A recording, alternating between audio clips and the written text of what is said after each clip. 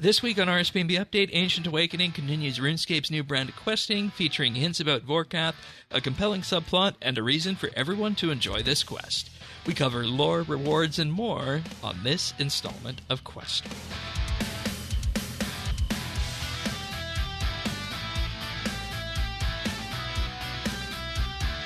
This is RSBANDB Update, episode 956, recorded Thursday, October 12th, 2023. Force Awakenings.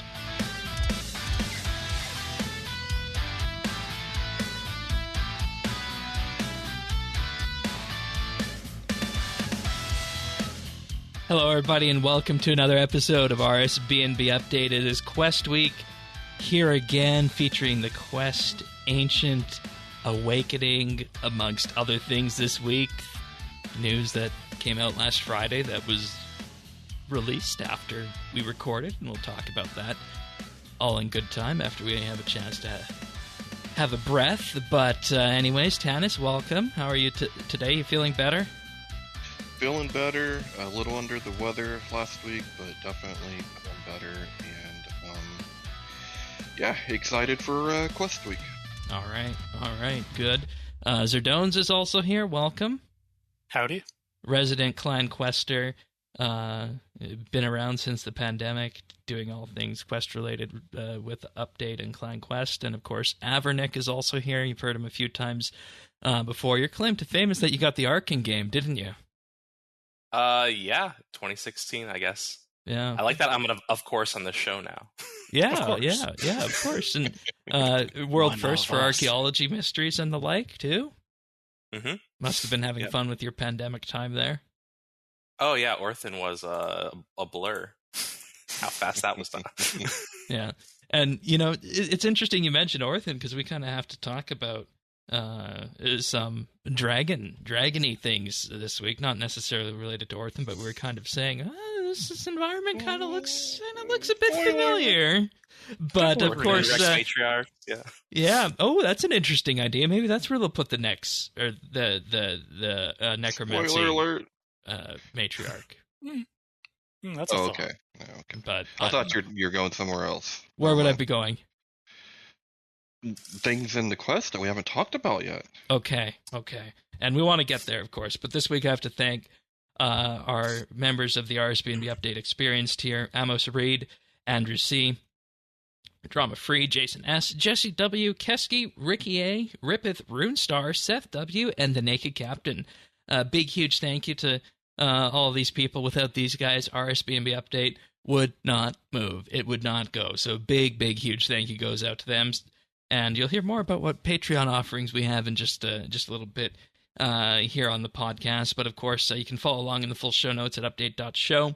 And you can find us in-game at Friends Chat BitsBytes and the community Discord at rsbnb.com/Discord.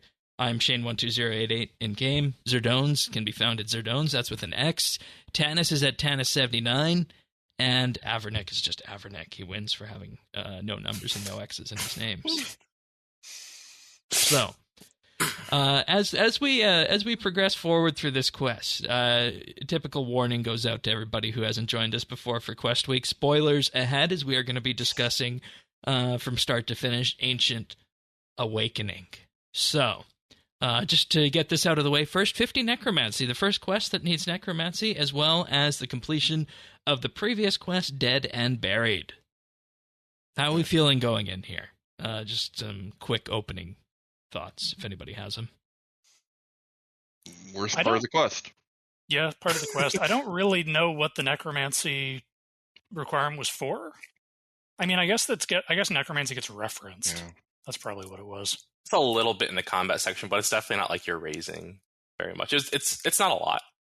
50 is not. We just see Zamregal use it a little bit, and maybe it's just, hey, the player needs the player need that kind of knowledge. Yeah, there's a line where the player is like, yeah. "Hey, I detect necromantic energy." So yeah, I guess that would probably be it then. That would probably be it. I guess that makes sense. And I mean 50. I feel like we were probably all 50 by the end of the first or second day, so not too far of a Yeah, 50 climb. is very achievable. So. Yes, eventually someone will lamp that. They won't even have to touch it someday. Yeah. And I should also mention for folks listening on audio, we are doing video of this show. If you want to see our facial reactions to this, you can find that at youtube.com/RSBANDB. And the reason I mentioned that is we just had some nodding along as that comment was made. So, anyway, starting point of this quest, you wind up with the raptor, Aster, and an archaeologist. You find out that they have gone missing in the crypt north of Fort 4 and 3. You're sent down there to figure out what was happening, and you run into some light combat here. You have to recover 20 artifacts that are found either just laying on the ground or that you get when you kill the zombies. How did you feel, Tanis, going back into your favorite crypt where that little puzzle was? Worst part of the quest. I mean, yeah, I'm telling you. At least you didn't have to do it again. You can't hold it against this quest. No, it was just there, and I actually tested this. If you try and interact with the puzzle, it says, say, you don't want to mess up your fine work on this. So, yeah. But I mean, as for it was light combat. I mean, I didn't have any. No, of course not. You look at them and you die, right? They're level scaled. I think they're level scaled because they didn't have like 8. I don't think they had a level. Maybe they had a combat level. They didn't really have like health numbers. No. So no. I think they were level scaled. And that's kind of how you want to do it in this day and age, if we're being honest, I think. Yeah, it felt like it's like a reskin of the same mechanic that was used in Dead and Buried when we retrieved those puzzle pieces. So like they just kind of threw different names on different things and pick things up and kill some things. Signed, sealed, and delivered artifacts go back to the guild and whatnot.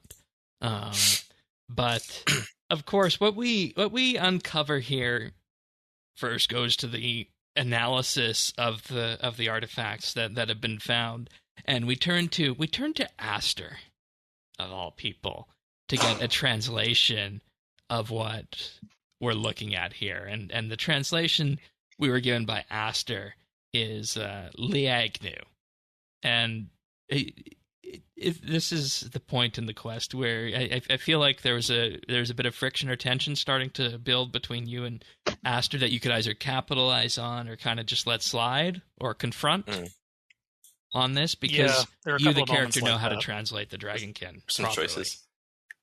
Well, we've also heard the name before. Right, this isn't new information, but my character definitely figured out faster than I did that that's on Gale backward, of course. Yeah. That wasn't new, but I think the stuff immediately following about Vorkath was kind of like the recap for people that didn't look up what Vorkath was from old school. And where we were kind of going, Fremennik Islands north and whatnot, which I think is a fun development, because whenever RS3 does a take on something old school, like they did Zuck before, we have our own take on, of course, Fossil Island with Anachronia brought forward by the Needle and such.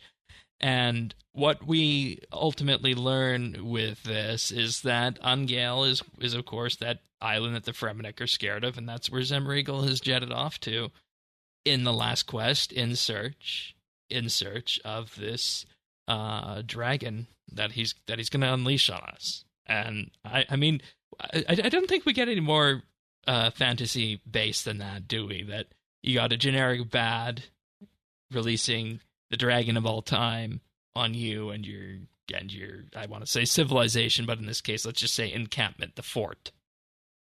It's a very Saturday morning cartoon.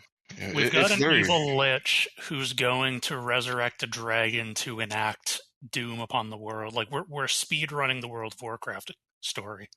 Yeah, I think it's very specious of Jagex, because always painting dragons in this light of destruction. We've got Mr. Mordo. 180 later, Mr. Mordo. Mr. Mordo. He's one of the good ones. He's one of the but he runs a book club. But seriously though, like that's something that I didn't find compelling in the story. I love dragons. Like, I love dragons. And we fought... It just wasn't scary, Black was Dragon and the Queen Black Dragon. And you know what I mean? And you have all the stuff in ED2 as well. And the Dragonkin and all this. So I don't know. I felt like it went back to the well again. Yeah, I'll be interested to see how this ultimately shakes out, because like, yeah, you're kind of right. Like right now, the threat is Zemo and one undead dragon, which okay, like there's peril there, I guess. You got an undead dragon. Zemo has attacked Vorkath with a literal horde of zombies, like a literal army of the undead. That is way more threatening. Well, yeah, have you seen Game of Thrones? I mean, and then if you throw in an undead dragon on top of it, I mean, I guess it's something, but you can take them right out with all you need is a dagger. I want to posit that it's not so much about the making dragons scary. I don't think that's the point of this quest in this series. I think the point of this quest in series is to tell a story that is more grounded in traditional RuneScape, outside of what they tried last year with the succession-based storyline, because that one kind of fizzled and died quick. So I think what they want to do is they want to say, if we were making this game fresh in 2023, which was the idea for Necromancy, if we were making combat fresh in 2022, 2023, how would we do it? And this is the same thing.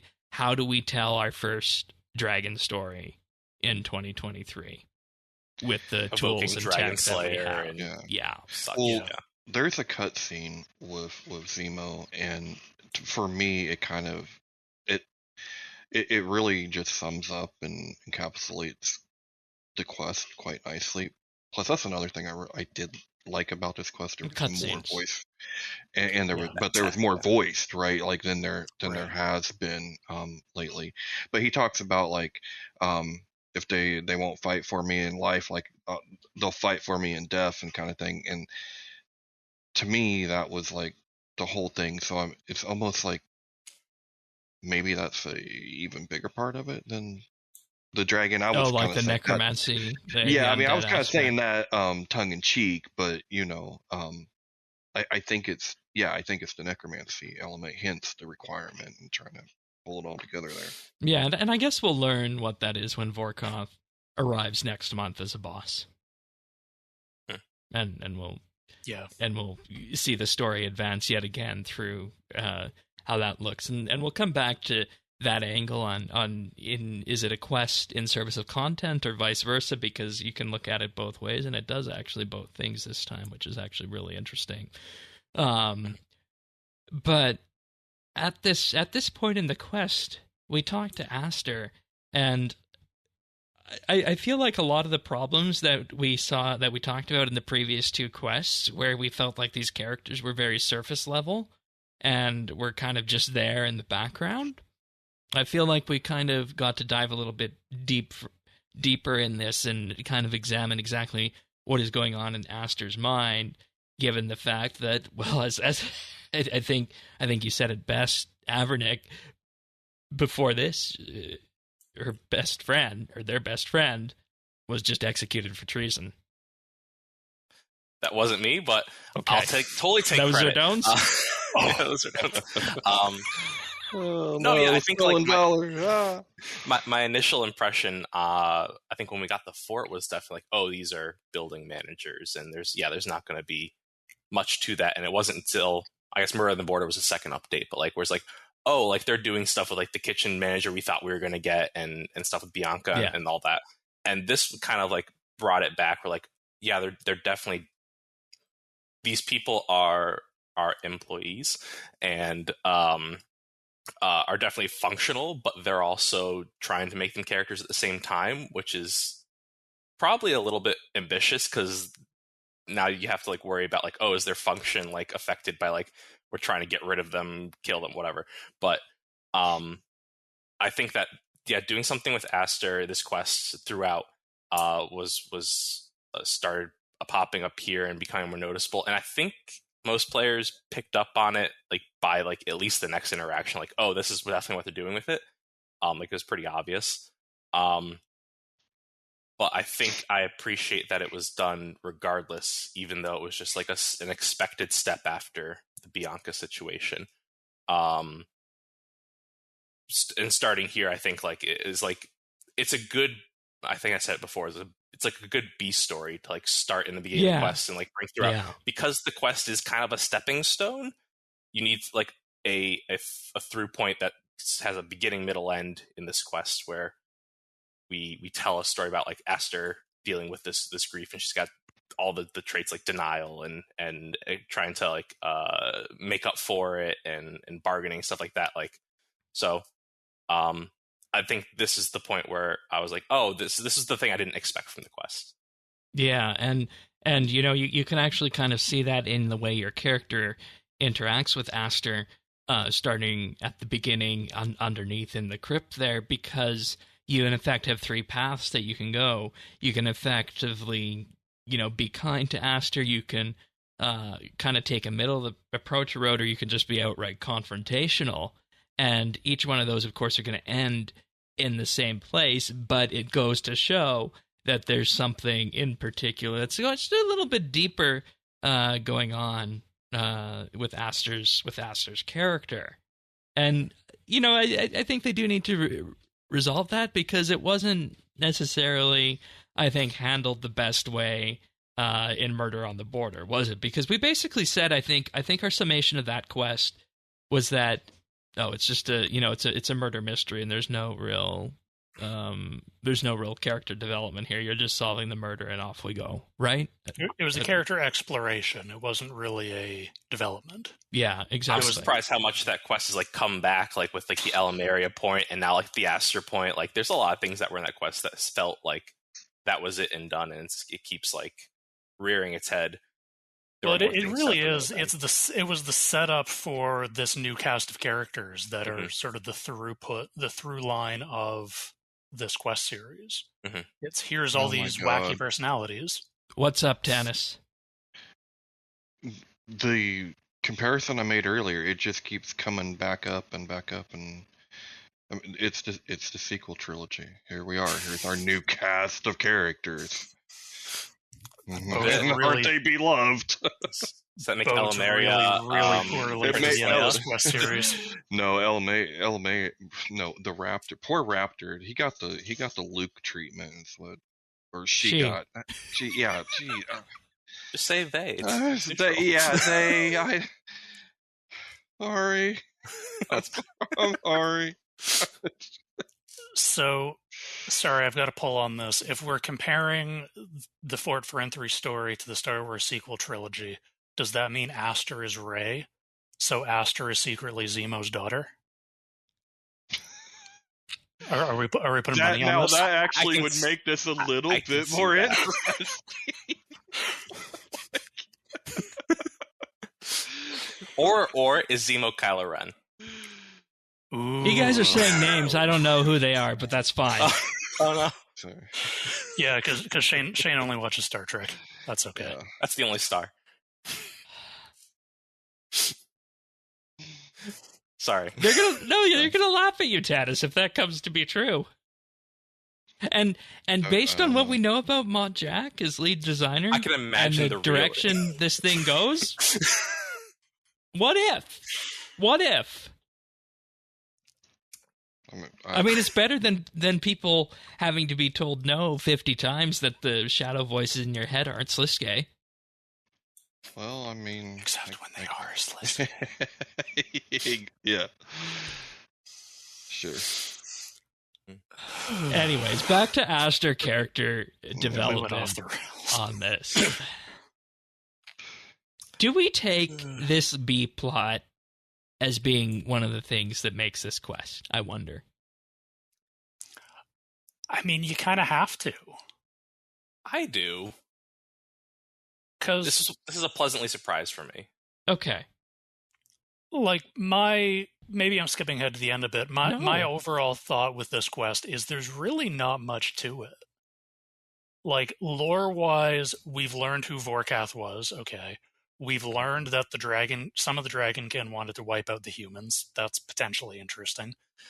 But we haven't moved the needle wildly on the lore.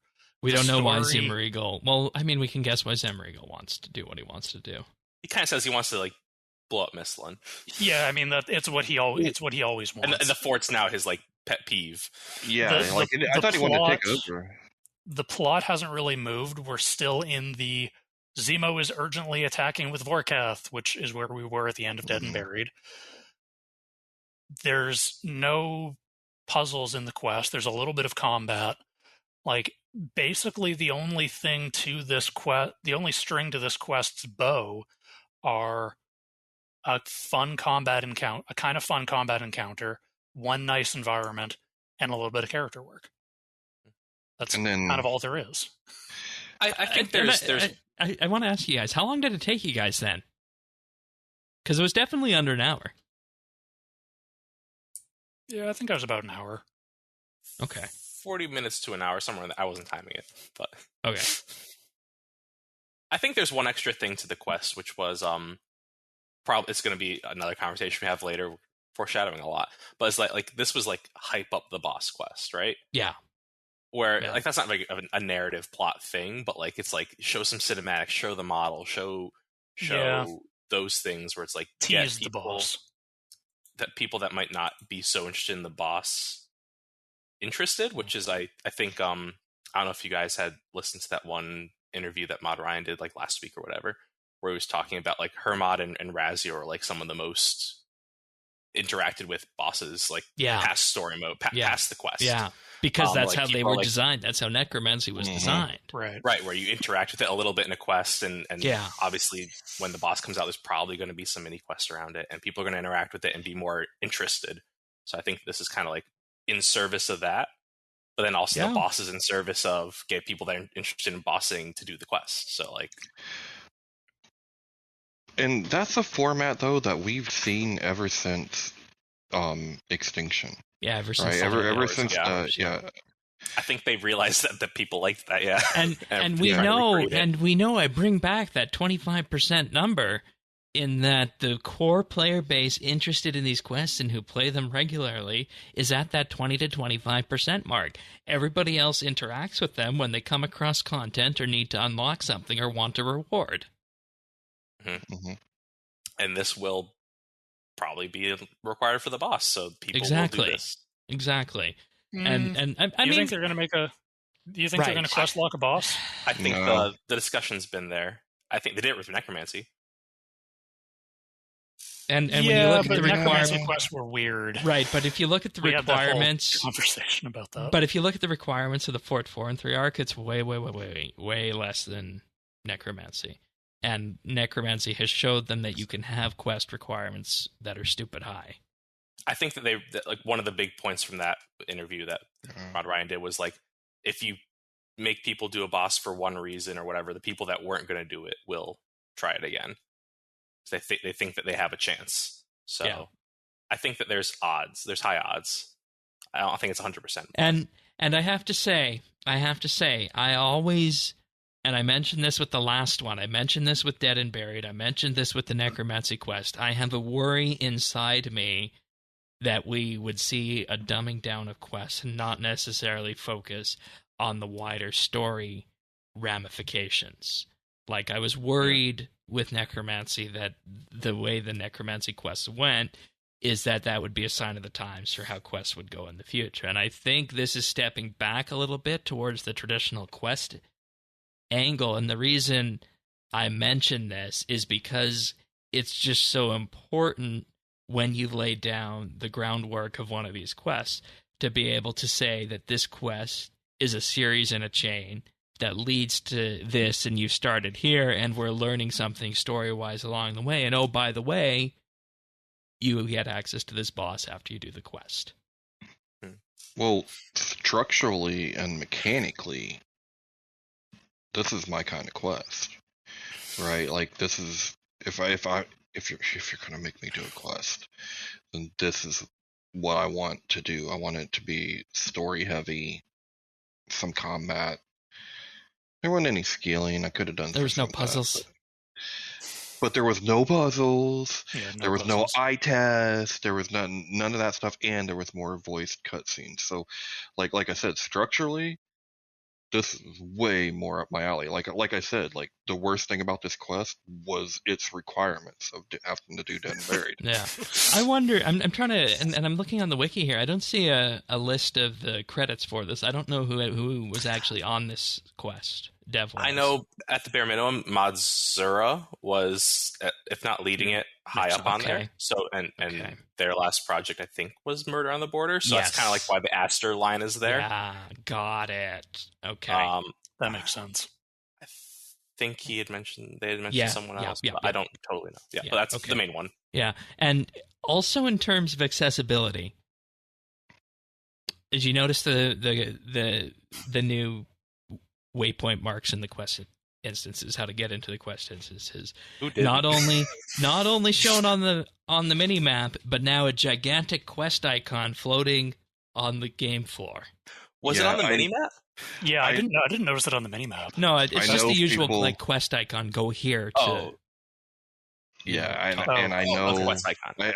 I know people like were poking fun. I get it. But it was super helpful. I'm not gonna lie. It was super helpful. I think I saw a little of the poking fun, but like I also saw like this model for this icon is just so good. I don't even mind. No, and like you look at any other MMO, that's how they tell you where to go for a quest. Yes, it's our exclamation point. Yeah, I had a hell of a time finding those with the first Murder on the Border, or with the first Fort 4 and 3, there was an instant spot. I had a hell of a time finding it. Because it was just the generic portal. It was just a little yellow circle. I think they've retro put this in all the past quests, the Fort 4 and 3 ones at least, because I saw rumblings of this in like JMod chatter about like this was supposed to be in for Dead and Buried, but it just didn't make the cut. Like it didn't get done in time, but now it's finally been done, and they've put it back for all those portals. That would be nice, because it is an improvement over the portal. I mean, personally, selfishly, I understand the technical reasons. I would like it better if it were just a waypoint marker and wasn't enter a separate instance of the room. Right. Like, I actually... That sounds almost more tech issue than... Oh, it is. Yeah, it's purely... I have to imagine it's to simplify the scripting. So they don't have to put multi-NPCs everywhere. How long had they been complaining about, like, Certifi had way too many options on them? And then last year alone, they made the Falador staircase in the castle one of those, like, insane instances where there's 5 quests. Yeah, there's 3 things, Well, yeah, because, I mean, like, think about it. If they actually had this quest in the world, like, they would have an Aster multi-NPC over by... Champions Guild. They have the tombstone as like a phased scenery icon. Bill and his crossbow. Elamaria upstairs in the inn. Like, it would be a scripting nightmare. It consolidates everything to like quest specific parts. So I get it from a technical standpoint. I do think it's a shame. It does. You do lose something. I mean, anytime you can separate me from the rabble out there, I'm totally happy with that. Preferred, actually. Yeah. I mean, what if there was like a level 3000 plus world that you had to reach certain milestones on something in game and buy premium? I just think there should be we just need a toxicity meter, like a radio, like what's that, like a Geiger counter, like just monitoring toxicity of the world at any given time. Someone said the word Jamflex too many times. You mentioned the Jolly Boar Inn, and I just want to come back to that for a quick second here, in terms of obviously Bill and his friend Crossbow, which you question if he drank too much, but also daddy issues Crossbow. But also we learned how the Raptor's voice works, and that the helmet in effect modulates the Elamaria's voice, so it sounds different, and she can play the Raptor just by wearing a set of armor.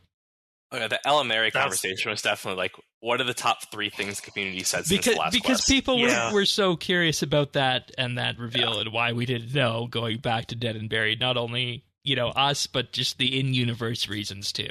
So and the Raptor has been voiced before. Yep. Like the Raptor is voiced in Song from the Depths.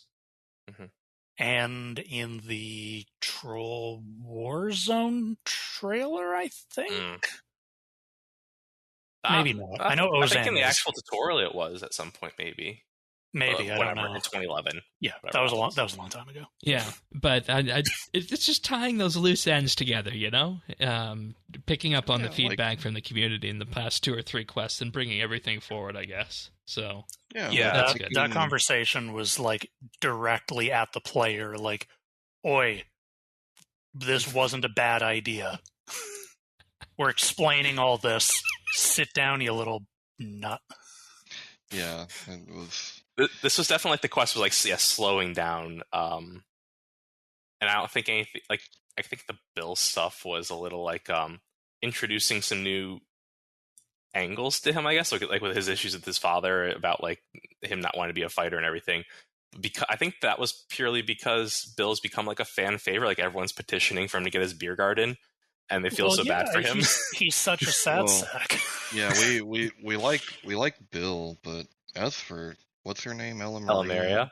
And that one was to answer all the community questions. Like, where else have I seen a beloved character that was just made to do something that was, or just so out of what everyone thought, like just the exact opposite of what they stand for, what they were. Where have I heard that before? What? Where? Have I seen that before? Oh yeah, the last Brian Johnson. Never mind. We're going back to the sequel trilogy. The last, but it is right because like the Raptor was this awesome character, and now I can't. The Raptor is not it's done for you. Yeah, I mean, really, like it's just no.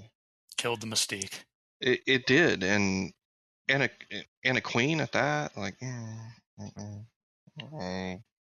no, you just Luke Skywalkered all over my story, my Raptor here. Oh no, I don't like it. I don't like it at all.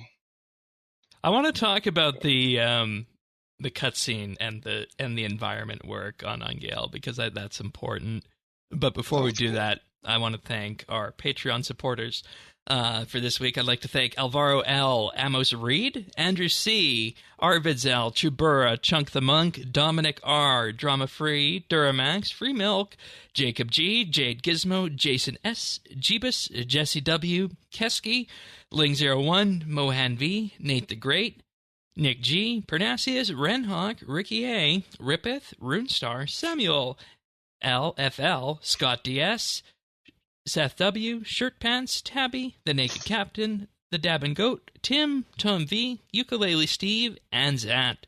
Big, huge thank you goes out to all of these people for allowing us to do what we do here at RSBANDB Update. It truly does mean the world to us. And, of course, what we're talking about is our Patreon offerings at patreon.com/RSBANDB, plus everything else that we bring forward to the podcast each and every week. Just head on over there and you sign up for as little as $1 a month and you gain access to an entire back catalog of monthly bits or bonus shows as we call them, talking about a whole variety of topics. Last month we talked about Sirion and I talked about the need for skill guilds and where they land and the fact that, you know, maybe there's something to pull on with threads for skill guilds that needed in RS3. And Tanis, it's too bad you were sick for this one. You know why? Why? And this is the preview that we give to the listeners about why you want to go and pick up this monthly bit right now. We found out why I dislike Slayer. Really? Yeah. Well, that'll be a reveal. Yeah. So if you want to hear about that, because, you know, you go back in time, you see I've been one of the people who have always just really, really, really not liked Slayer. It's at the very, very bottom of my skill list, like the absolute bottom. And we've been trying to figure out why that is, and it's a two-part problem, and we nailed it down on the last monthly bit. But we have other episodes as well, including our world-famous tier list, not to mention those discussions on holiday events, discussions on how we, for example, can look at how Legacy Combat works. That was also another fun one going back in time. Legacy Combat, where that stands. I think that one still stands on its own, given necromancy and the like. But bringing all that together, you get access to the entire back catalog of 60-plus bonus episodes of RSBANDB Update for $1 a month. If you want to give a little bit more, you get a VIP rank on Discord, chat channel access, and a mention on the podcast at the start of the month, plus high-quality stereo versions of the show. If you want to give $5 a month, you get a shout-out on the podcast each and every week and gain exclusive access to the outtakes we use to make the clip show at the end of the year. And, of course, lots of fun things in there, especially on this one, what we were just going back and forth on in pre-show this week. So all of this and more can be found at patreon.com/RSBNB. And, of course, a big, huge thank you goes out to the two people who took our call to action last week and filled up the experience tier, Amos Reed and RuneStar. Big, big, huge thank you to you guys. I've reached out on Patreon Patreon website issues aside. There was a bit of a redesign this week that's made things have a few wrinkles in the program, but nonetheless, big, huge thank you to everybody. And we are in the process of finalizing the Q4 mail out to experienced tier members. So that's actually looking really good. I just saw another preview of that before we began here. But all right, Ungale, the environment and cutscenes. Wow again. Wow on the cutscenes. That's literally all we have to say on this, because these cutscenes look almost as if they were pre-rendered in, full motion, but what they are is they're just painting stacked upon painting with some minor animation on them, aren't they? That tech advancement they did for necromancy is definitely paying off, and it will forever. Yeah, I mean, I don't know the recipe and all, but I know there was more voices, and it was wonderful. Yeah, I mean, it's a return to that kind of painted slideshow cutscene, but I think it was done appropriately here. Mm-hmm. Like it was an introduction to Ungale is basically and then there was one at the end, but they were transitionary scenes. I think the best use of these slideshow cutscenes has been when the player's not there, and especially for this one, you have Zemo monologuing to himself while we're sailing over there. It's like it's a very good place to do that kind of cutscene, and then same at the end where we're he's flying away and yelling out his plan while we probably can't hear him. Definitely good places to use them, and they look so good. Definitely a good direction for these to go in, a good improvement. I feel like I might as well mention it here that Zemo seems to have a new voice actor from the last time we heard him. I think I thought that too. Okay. Oh, you think it's actually the same? It's the same as in Succession, where he had 2 lines. Okay, yeah. But before that, different. Yeah, he was previously voiced in Missing Presumed Death. Different from that, yes. Long time ago there. Long time ago now. And I one thing that I wish RuneScape did was credit their voice actors a little better. Yeah. Because I don't know who did the voices either time. I've heard speculation that his 2011 voice was a JMod who has since moved on, which seems very plausible. And you know what the interesting part is? They can actually get away with that in the UK. But if this was an American-made game, the voice actors would have to be registered. Right. Oh, wow. With the union or whatever that governs voice acting work. So it's they actually, that's how they can just insert JMods or random player cameos like they did in ED4 or the JMods archaeology puppy or something like that, right? So and the environment, would they have to give the dog a SAG card? I hope so. I don't think. I hope so too, but I don't think so. The thing is, it wasn't actually a dog; it was a human doing bark. They just got Frank Welker in. Yeah, I could see that. And the environment on Ungale as well, in addition to the cutscene. You know what I honestly felt like with this? I felt like I was running up to off the boat for the start of one of my raids on ESO, Elder Scrolls Online, with how this environment was. It felt like this could have been the legit starting point to RuneScape raid. Something like that lead up, that like run up, yeah, for sure. So I mean, such a good environment here, and let's also, really nice environment. Let's just talk about that. This is Frozen Orphan. We said, right? Basically, how it looks. Yeah, a lot of the it's reusing. Yeah, which is done very well here. Yeah. Like It makes compare sense. this to what was it? Ubisk and Mighty Fall is technically Brenniske from Fate of the Gods, but colored green. It's on that level of I didn't even realize until I thought about it. Right. Yeah. Same. Well, and it makes sense because it's all dragon construction. Yeah, it's all dragon. Yeah. So it makes sense. Sure. The teleportation device is just the Orphan teleportation device. That makes sense. It's a teleporter. What do you want? Yeah. And we look at this and we say that, as we were talking about before, this is in effect kind of building up the hype for what's inevitably going to come next in the in the Vorkath boss fight next month, and showing us some of the environment, showing us Vorkath just sitting there, and Zemreagle in effect reanimating the dragon before, which was a really nice animation model. Yeah, let me see. I really like that animation. And I'm wondering, and I don't know if it's time for this right now to talk about this, or if we come back to this later, but what we're seeing is in effect a modern quest that isn't, it's not Underground Pass, and it's definitely also not As an Address quest, right? It's a different kind of quest. It's got that polish on it that talks about, this is something that somebody who started RS earlier this year can just ease into. You don't need to have a huge backlog of lore experience with it. Same thing on the combat front. And if you're coming from another game as well, it's going to provide what you're kind of expecting in terms of environment and immersion with it as well. It will, if you can get through the requirements to get to it. Again, like you're saying, the dead and buried wars part. Yeah, I mean, this quest was cool, right? Like this. I mean, it didn't. We still need to touch on the cliffhanger and we'll Cyril's get there. fights. Yeah, we'll get there. Yeah. And just the fact that you click that door, you walk into that room, the camera is a little bit off to your right.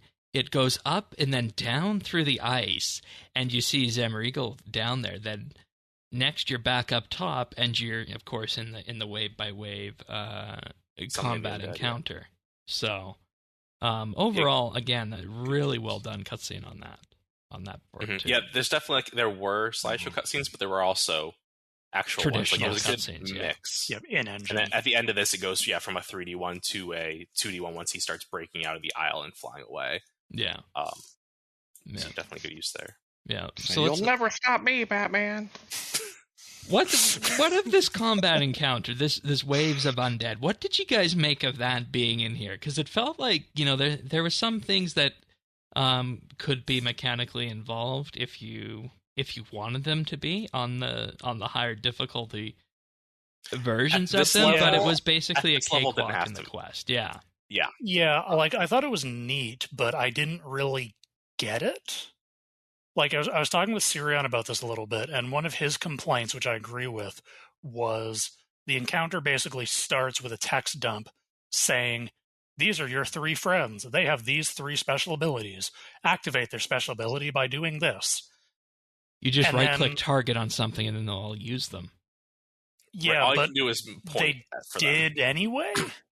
Right, you never activate their abilities. You can just tell them, like, that enemy's bothering me. Work on that one. So, like, kind of 2 problems with this. One problem is the onboarding is really clunky. And it would have been nice if it had been established in gameplay a little bit better. Maybe earlier. But also, maybe the beach ambush, yeah. Yeah, like, bring it up somehow organically. But also, like, I was kind of unclear on how to use them, but I also never really felt like I needed to. Yeah. No, I didn't use them at all. I never used. I mean, Yeah, I mean, I revoed. I basically AFK'd Soul Split that whole encounter. And I had to ask somebody after the fact, was there a way to specifically choose the Raptor and say, Raptor, use your ability? Or is it just right-click targeting, and then they all will just use them? I think the ability was passive. And definitely during the quest, it barely mattered what you picked, I feel, for especially the buffs and stuff. Yeah. I thought the buffs was a nice callback to Shattered Worlds, one of my favorite pieces of content, and I mean that literally. But this whole setup, okay, so number one, this is like I kind of like this style of combat, like with the waves and stuff like that. That's something that I kind of, that's something that I like. And and I like Shattered Worlds, and I liked Morven's challenge, and that kind of stuff. Fight caves, kill them. But it felt to me like this is something, and we all know that it sticks around, but I think there is more to come with this. I think there's a reason it has buffs like that. It's set up that way.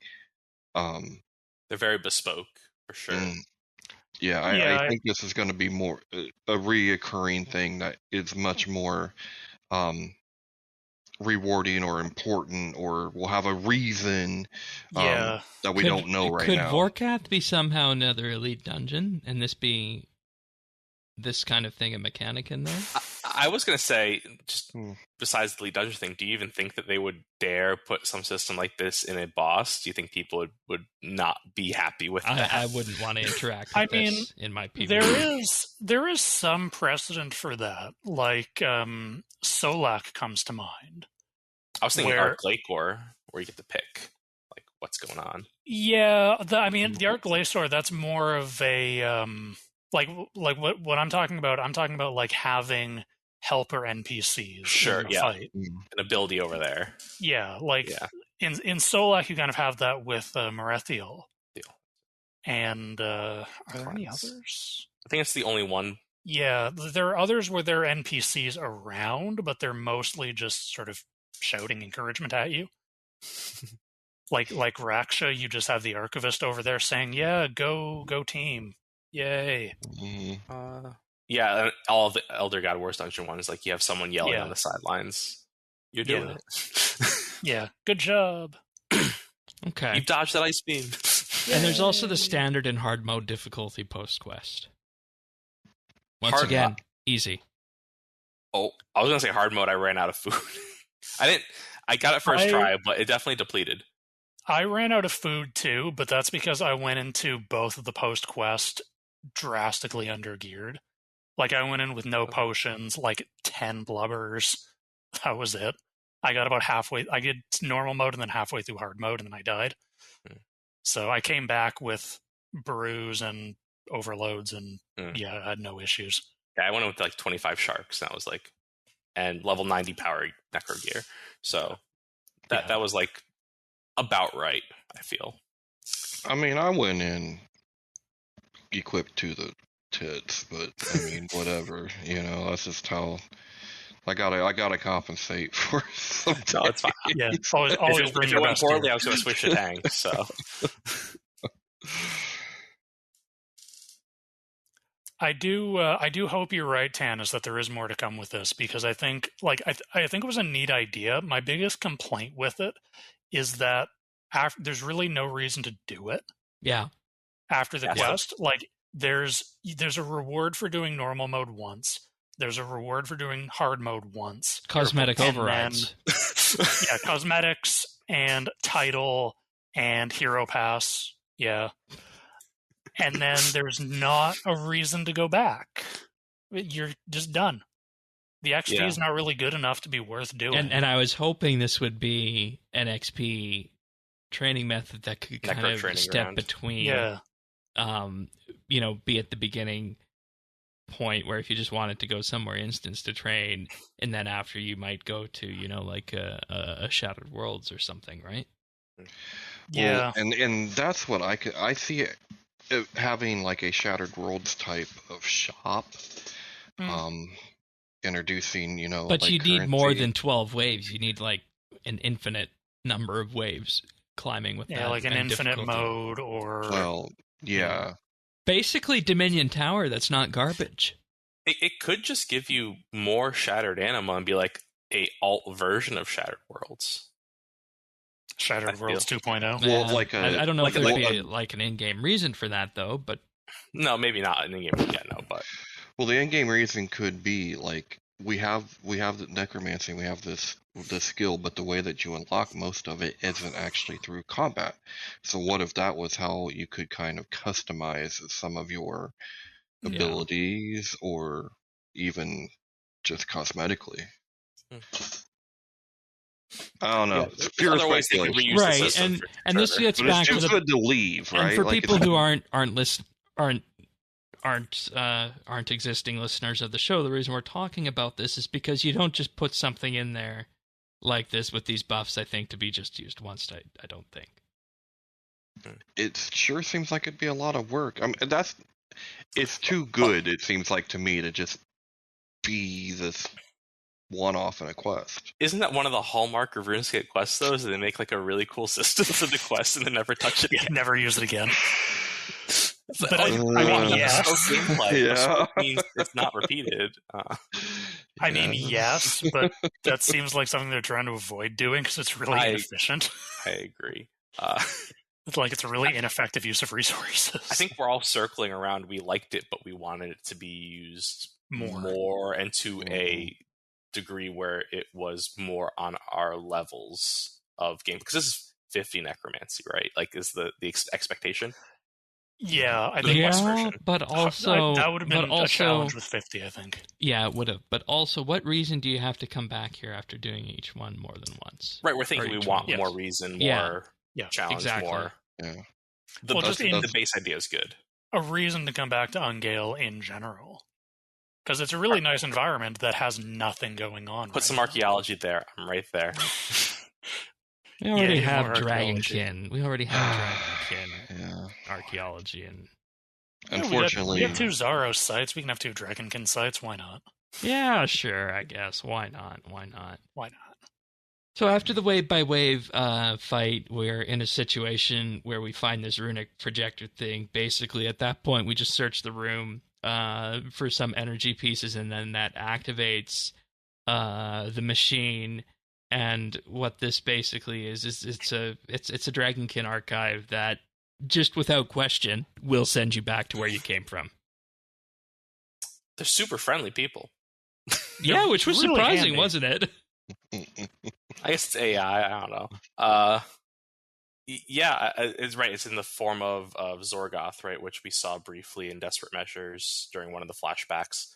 And Vorkath is the villain of Dragon Slayer 2 and old school RuneScape. Mm-hmm. So they're kind of like tying like those loose little threads through there. But I think you don't get Dragon Slayer 2, but you can have a bit of know that the lore still exists in this game kind of thing.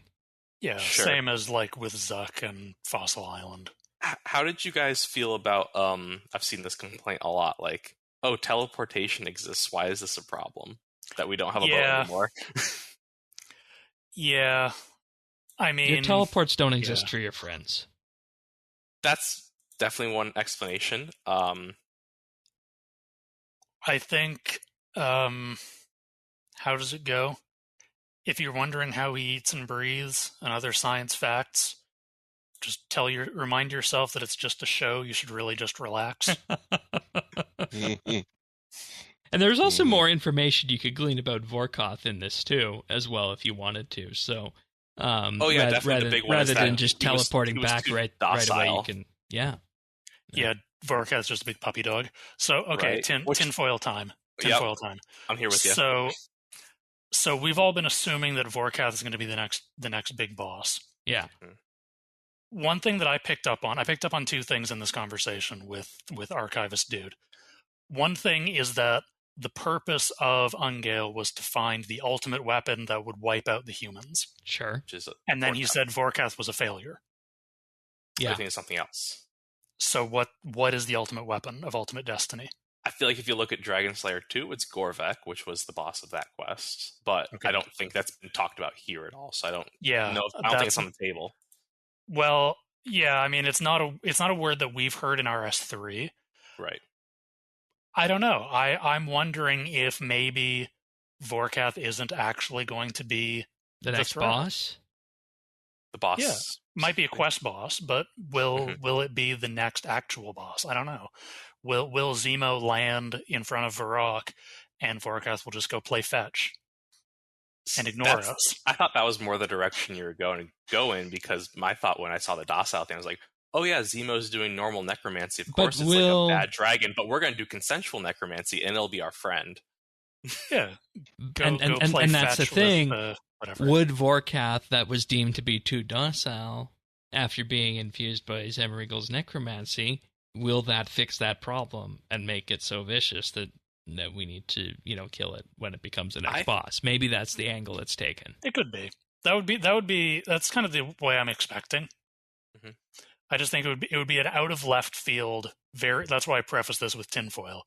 Very tinfoil hat theory that plot twist. It's not actually Vorkath. It's something else. I don't expect that, but be funny. This has definitely been a very straightforward quest series. Like, this quest was everything we were told it was going to be, plus some like the character stuff slower at the beginning. Yeah. But, like, it was on Gale, it was Vorkath, it was. So like, it's very. And I feel like they have to kind of do that. I feel like they have to do that. Right. Well, yeah, because the Elder God storyline, the Slistgaze game storyline, they were very twisty. Yeah, you needed 9 out of these 10 factions entire map, mind map to figure that one out.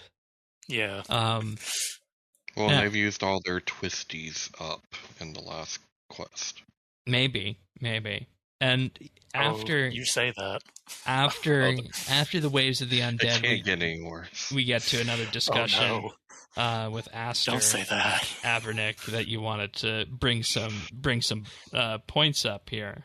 Yeah, I think we've talked about a little bit through, but like this goes kind of like the through line for the quest, which we've been talking around, is like the quest is mostly like a stepping stone for Dead and Buried to the boss and for the storyline in general. But like the Aster bit was like, I think that most people saw like what was happening with the denial and all that, but her just coming to terms with, she feels really bad about Bianca and all that, and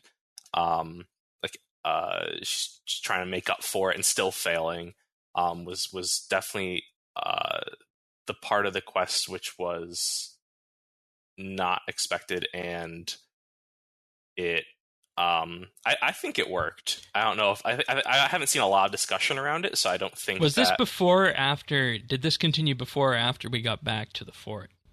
This was before. This was in front of the dragon statue, just after the waves. Where she's like, I was supposed to stop them. I was supposed to. It's my fault we got to this point. Yada yada yada.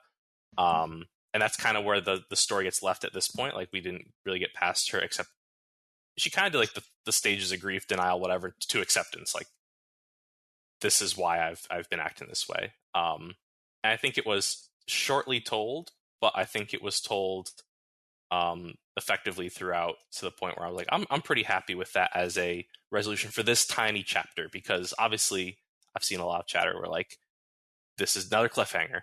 Like, what's going on? Where this is nothing's progressing, which we talked about. But this was the part that went full circle, and I was pretty happy with it. Yeah, I just pulled the dialogue. This was my chance to find redemption, to make amends. It was my nepotistic recommendation of Bianca that put the king's life in jeopardy, that threatened the future of the duchy. I was the one responsible for bringing her into the fold, and she betrayed us, betrayed me. The worst part of it is, despite everything she did, I cannot help but mourn her. She was not merely my sister, she was my closest friend, my confidant. She would always be there for me, or so I thought. She played me like a fiddle, used my generosity for her own ends, and yet she claimed to care for me until the very end.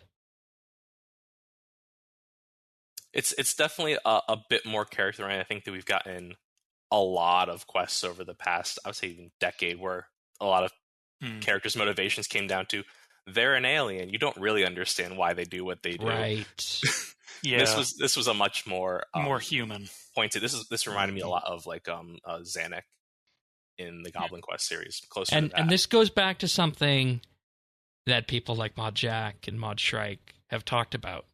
In that, I'm talking, and I think this was posted. I think this was posted in Clan Quest, and it was sent to me. It was Mod Shrike's talk a while back, and one of the things that came up in that was that you cannot, in effect, have a level of equivalence between the player and these alien-like beings that you were mentioning, and with that, how do you do stories on that?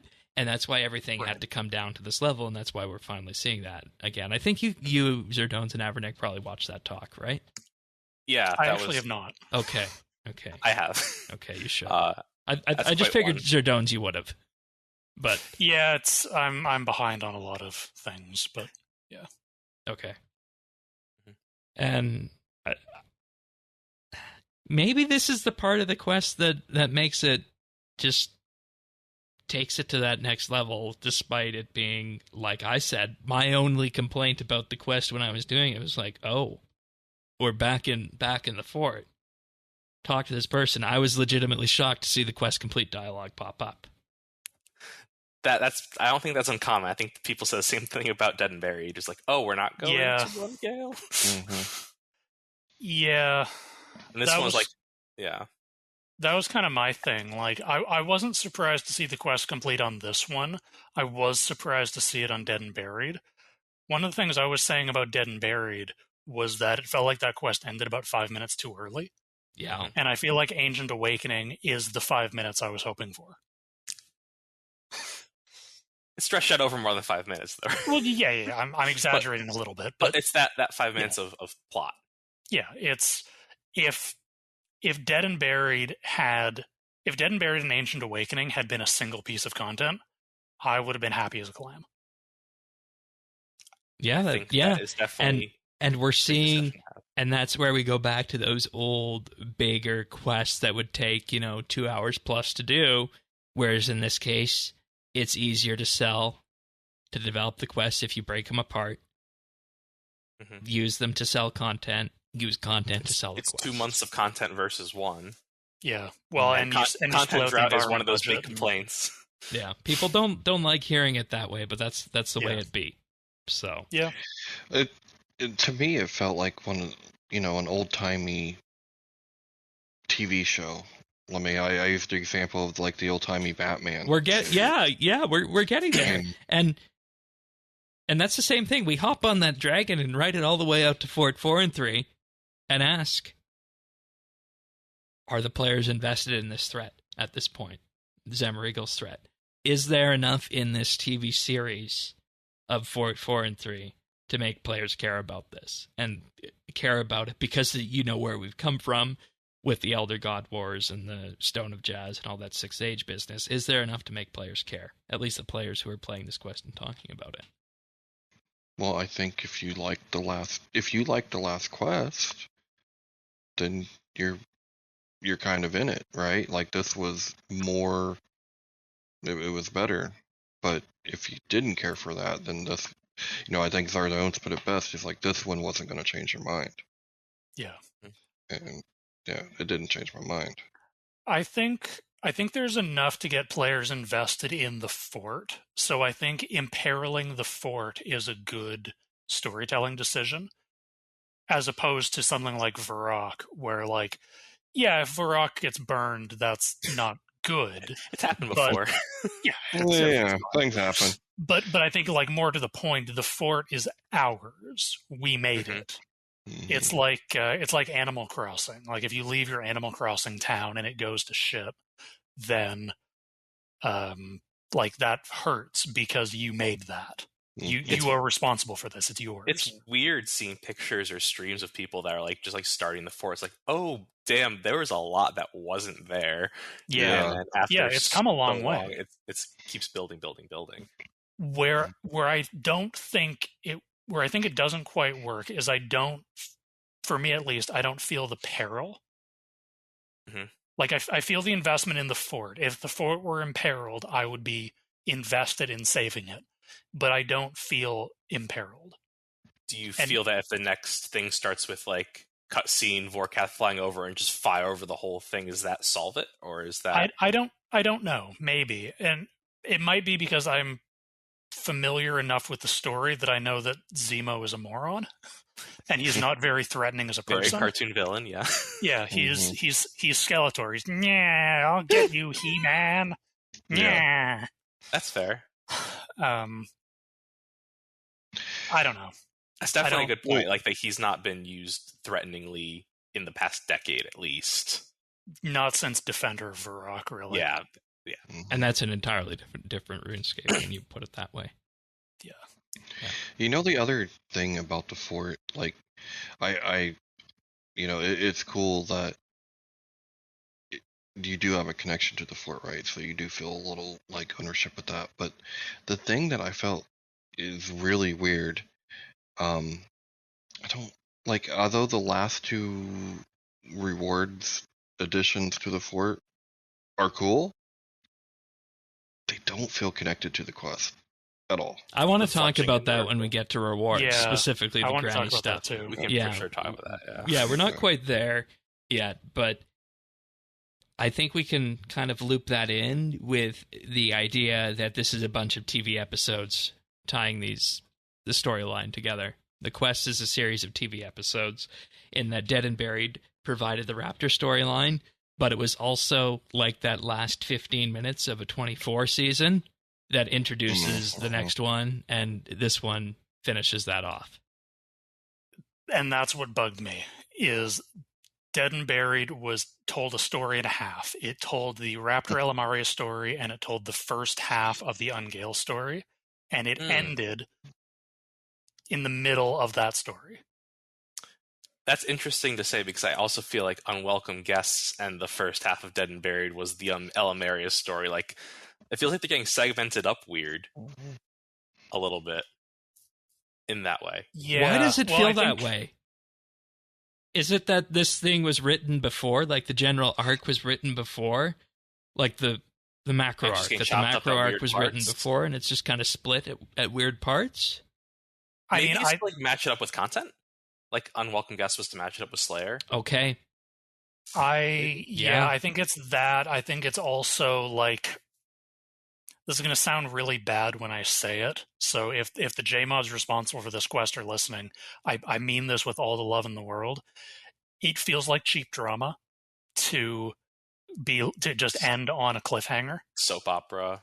Like it's like Tanis made the old Batman comparison, where like the Adam West Batman show they would always air 2-part episodes. So there'd be a half-hour episode, the next week would be the other half of the episode, and the first half would always end with Batman in an inescapable death trap, and you got to tune in next week to see how he gets out of it.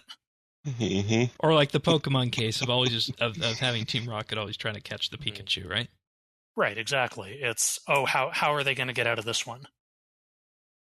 Makes sense. And I honestly think this is just the path they chose to go with this, because it's been very clear in that last live stream we got from Mod Jack that the point of this is to start thinking of RuneScape in the sense of seasons. Yeah, like this is to sell Vorkath. Like that's the reason we don't get the boss battle at the end, is like they put in another team, an entire update into that, and this is to lead up to that. Right, in that back in a different time, you would have had pretty much everything from after Murder on the Border until now in one quest. Sure, and I think story-wise, they might be short, but I think there's something to be said about like it makes it more accessible projects instead of one. For people. Like 3 different teams got to have their voice on this and put bespoke mechanics into it and learn between quests and stuff like that. There's something to be said about that.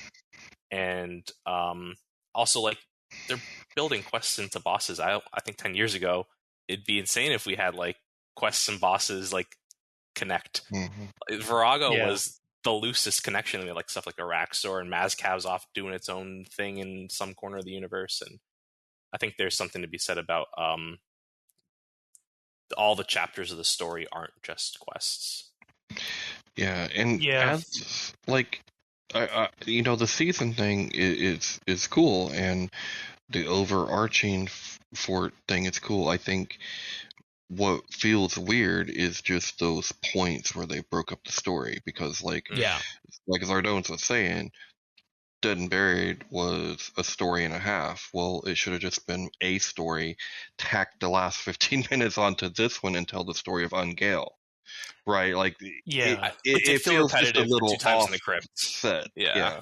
You know? Yeah, like I think if Dead and Buried had ended with the dream of Zemo, and then we hadn't gone into the crypt to find, like, we'd done that part at the start of Ancient Awakenings, I feel like that would have been paced a little better. Maybe that would have made Dead and Buried too short. I don't know. Being attached to unwelcome guests. I don't know. Yeah, then we just keep shifting the problem backwards.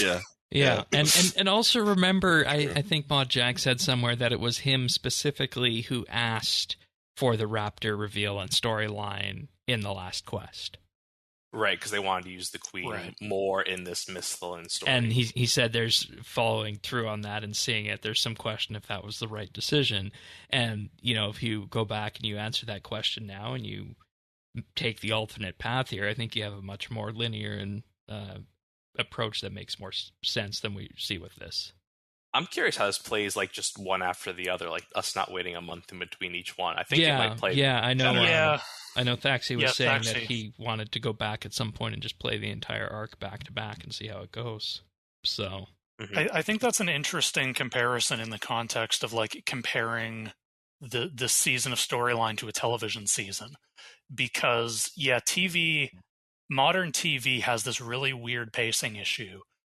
Like if you go back and watch TV from the 90s, the way we watch TV now, it's I want that back. Weird. Well, like, there's advantages to it, but like modern television, in the era of streaming, we've become accustomed to we'll watch an entire season in one sitting, and the pacing not Star Trek. Evolved. Not Star Trek. That's still week to week. Star Trek is still week to week, but like Netflix originals, Amazon Prime originals.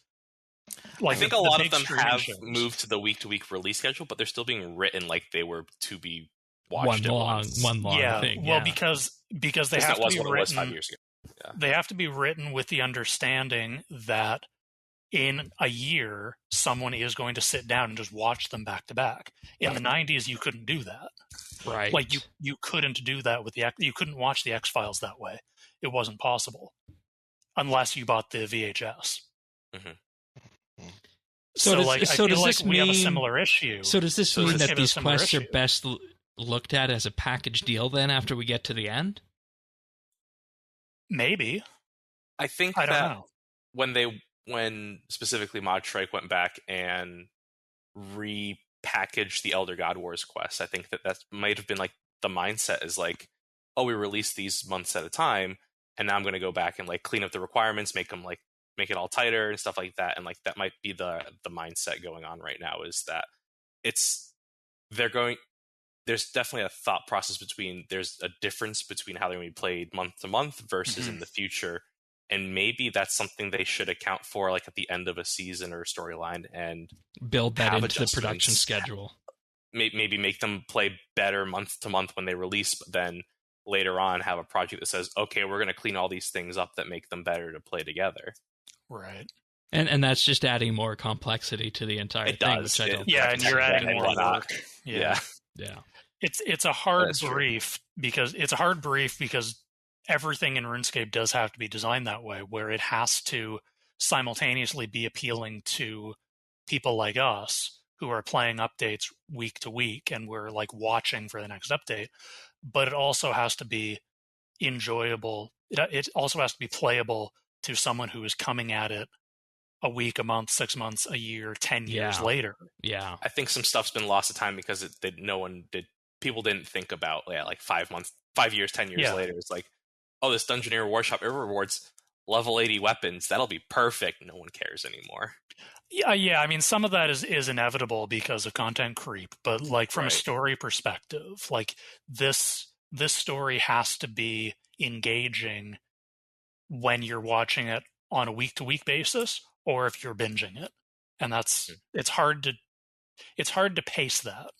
So it works both ways. And I think the thing that we're running up against here, looking at Ancient Awakening, Dead and Buried, and looking at this, we're seeing RuneScape's new way of delivering stories, because obviously, from what we hear, the Elder God War stuff and the Sixth Age stuff, that was just too taxing for the people involved. There was too much work. There was too many story lines and threads to keep consistent and straight and all that. Whereas with this is an entirely new, different way of telling story in the game through a vehicle that is a quest as we know it, or as it says on the screen, but it's entirely different in terms of anything we've been presented before. And I think that's what the disconnect is that I'm feeling, in addition to the fact that this was just too short. I'm still just adapting to this new style of questing. Mm-hmm. There's something and I think that's about, like, that's what I sum up as my concerns with the quest.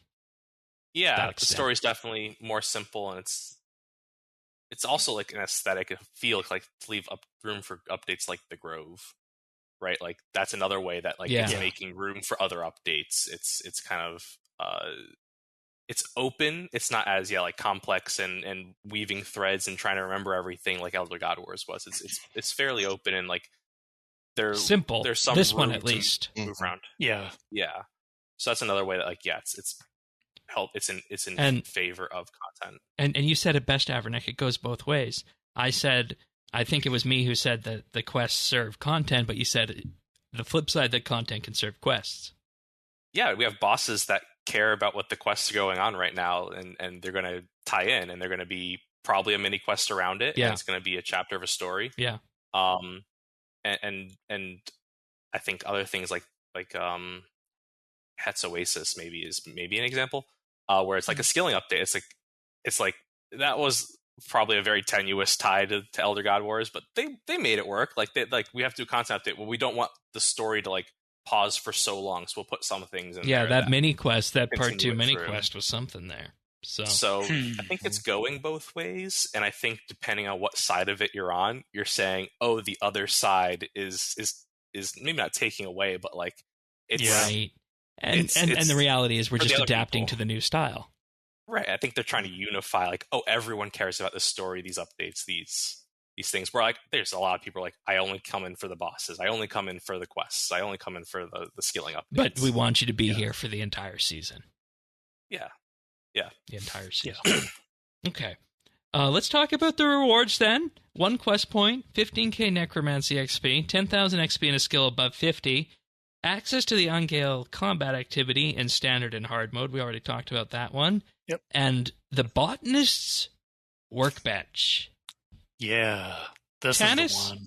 Go, because you said something earlier about this. Hey, I mean, I think it's a great reward, just like I love it. I've always wanted something like the tier 3 for my herblore stuff. Granted, it doesn't take advantage of your perks, but it just takes the load away from making overloads. You say, here's all the ingredients, give me the unfinished ones, use them on the bench, boop, boop, boop, done. Yeah, I mean, it's and if you want the ultimate efficiency, make them by hand. Right. I mean, very similar to the archery, the fletching update that we had. Yeah. But the same problem with both of these, they don't connect to the story at all. Like I don't understand it at all. Like I'll even give the fletching one the benefit of the doubt and say we had to make arrows for our fort. But I like the fletching one because like our guards have crossbows now. Like they change out what they're holding. Something, right? Yeah, but it was a little tenuous, but they made an effort. Right. The Herbler one is nothing. And I think the part that hurts the most is it was basically they need one line where Bill says, I'll make you a bench. Because there's basically Granny Rowan says it after the quest is like, oh yeah, I'll help you prep for the fight coming up. But the fact it wasn't in the quest. She didn't even have any lines in the quest. No, she appears afterwards, and there's like a little interaction you have to do where you go talk to your guard captain and make sure it's okay if she's here, and then come back before you can use some of the stuff. And I gotta lie, I had to look up the map to see where exactly the botanist workbench was going to be before building it. Yeah, I did too. I only figured because of the pre-blog, yeah. I would have liked to seen this. Well, I guess we don't really need it anymore. We don't really need it anymore, but I still would have liked to have seen it. What do you mean, seen it?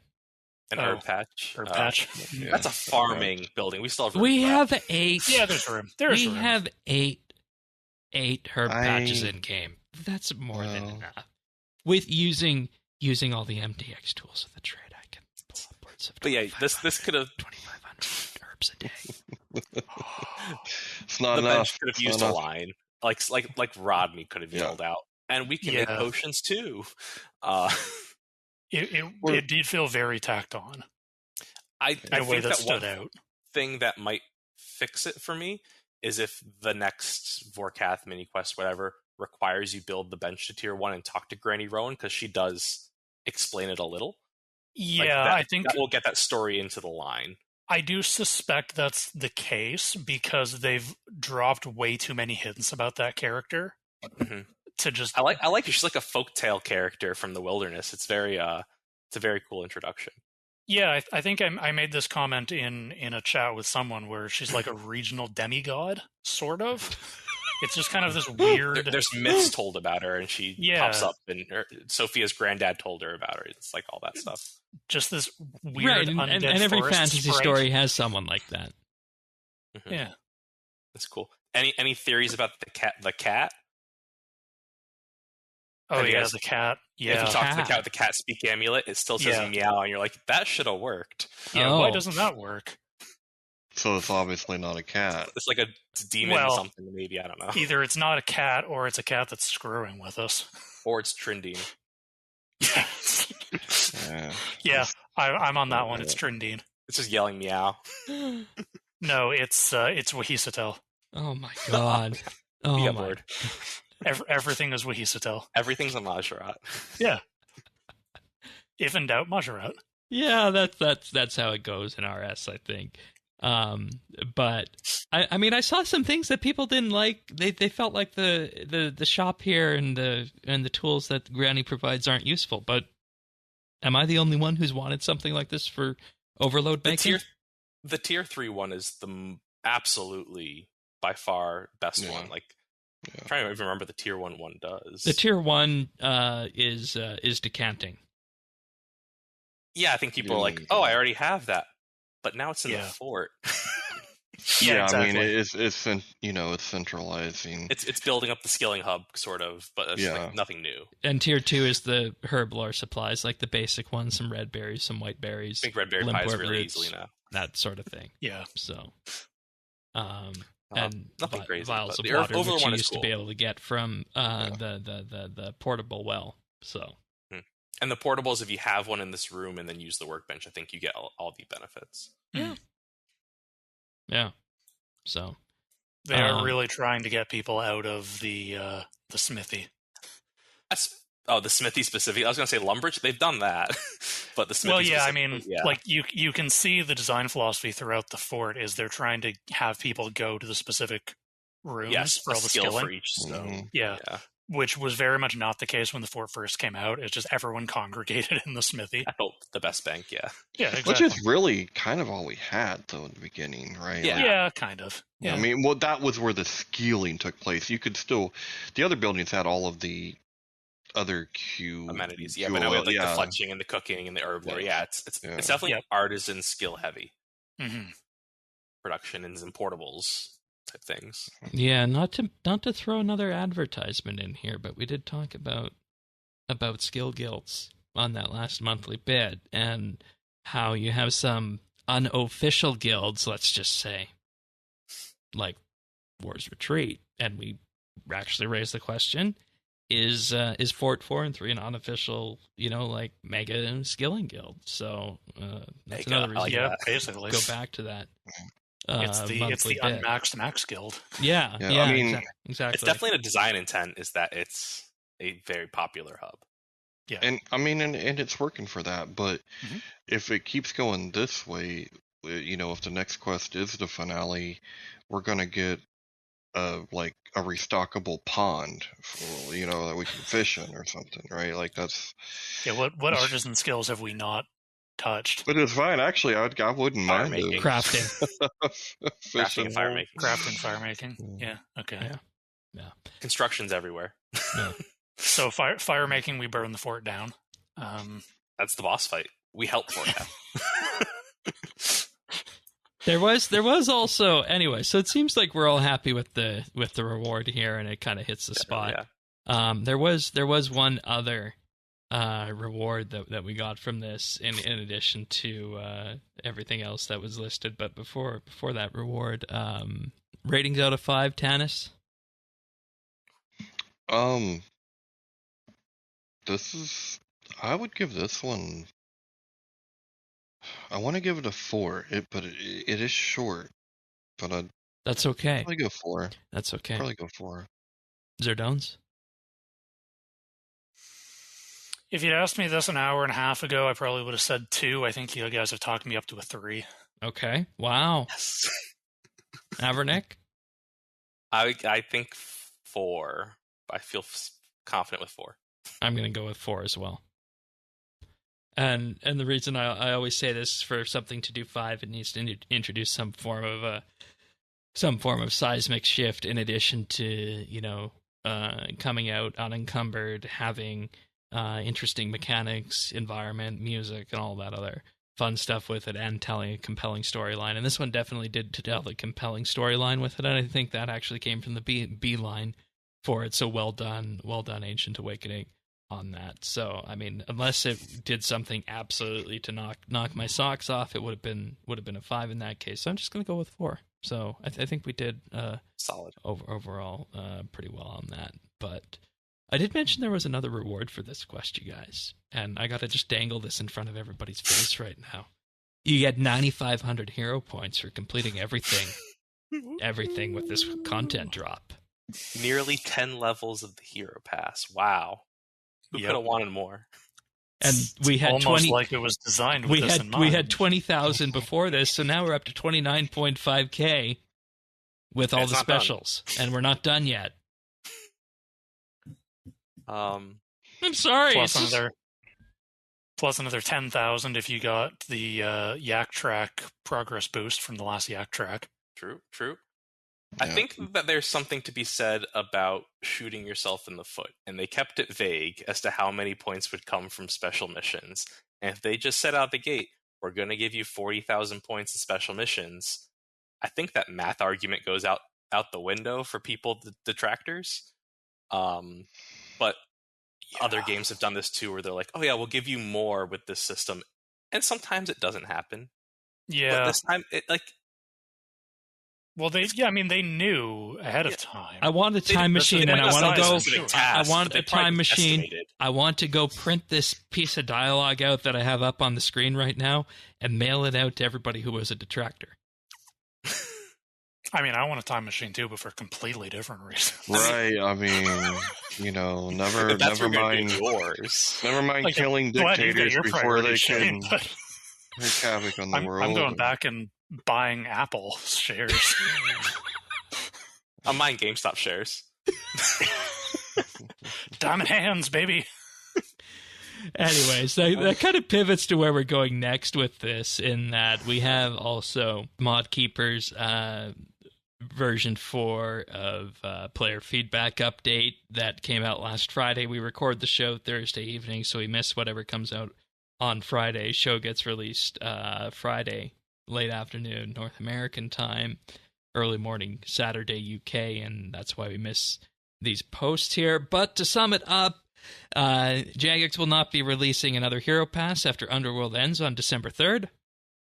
They have done this to recognize questions it raised that do not reflect the direction of the game, and if a new reward system is to be pursued, it will be built with players and not involve content buffs with membership or paid disparity.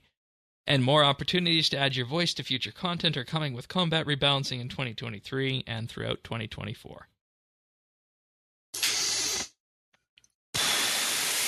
It barely got a chance to live. Pour one out. That thing didn't have a chance to live. It was dead before it came out. Yeah, no, that didn't even... I mean, people could say you could do another one, but just remember how toxic Rune Pass was, the first incarnation of the track. They had to kill that off, right? They have to kill off Yelps. Yeah, literally. I don't even think literally the same thing with a cute yak on it, but the first yak track didn't even go that well. Like, that took iterations until people were happy with it. Yeah, I remember the first one. Count Yakula was pretty blah. Yeah, pretty dire. I want to know what they're gonna do, because they're not gonna. They can't not do this kind of like long-term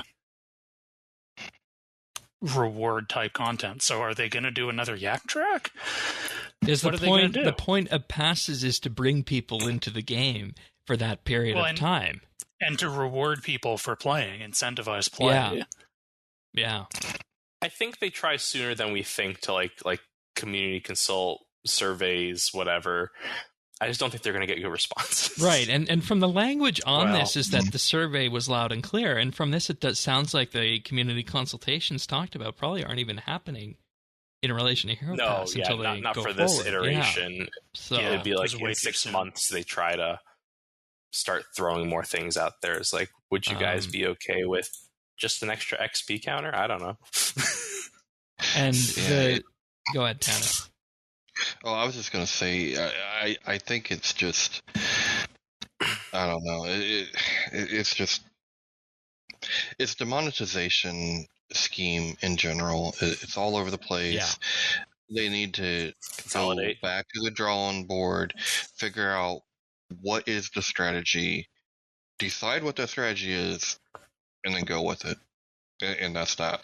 Like, it kind of, I mean, right, because sure, this is beating a dead horse, but what game has a subscription fee, a loot box / treasure hunter style mechanic, something like rune coins, and a battle pass on top of it? Paid battle pass. Yeah. Right. So. Yeah, exactly. So, but hey, what Hero Pass?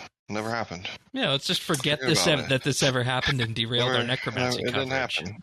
There's definitely been some like small like little things thrown out there to like appease the community. Like, oh yeah, we're going to do the Comet beta sooner, and oh, what graphical area do you want graphically updated? Is like kind of like they're trying to hit like some high notes. Yeah, and this is the last thing on Hero Pass. They say the 3 things that stood out across various player types from the survey and the community was that the Hero Pass rewards raised questions about the game's future approach to paid benefits, especially the extra buff charges for Premier members. The new reward system has a prominent presence in day-to-day since it has paid features. It makes a player feel like it can't be ignored if they want to, and it doesn't feel RuneScape-y. It breaks the immersion of the game. I mean, it's always like something like that is always going to be somewhat immersion breaking. It's an interface, yeah. Mm-hmm. Like the yak tracks, to their credit, did try to sort of occupy real in-game space. I think they added a lot of overhead. Yeah, I mean, it's ultimately kind of pointless because you go there once and that's it. A lot of the I think a lot of the graphics in Hero Pass were like the icons for the rewards. It seemed like they were trying to like simplify it. Like they don't have to make bespoke drawings for every reward and everything. They were trying to like streamline it so they could pump these things out a little better. And Yak Track was definitely a lot of bespoke stuff that that's definitely a friction. Well, that was one of the things that I was kind of concerned about with Hero Pass, because like Hero Pass, they committed to like 200 cosmetics. That was a lot time. For sure. Yeah. Like they had so many cosmetics with this, and like, are they going to keep that momentum going? I mean, now that's what Zant said. You ask a character artist, are you able to keep this going? Well, I think a lot of the Hero Pass stuff was actually outsourced. They just needed like I mean, 2 that's people to like check it as it came in. Yeah, like if you're outsourcing, that's a little bit of a different equation. You're basically just limited by your money at that point. Right, and if it's successful, you throw it out, and then you have some quality control in house. Well, all right. Whatever now. Yeah, we'll never know.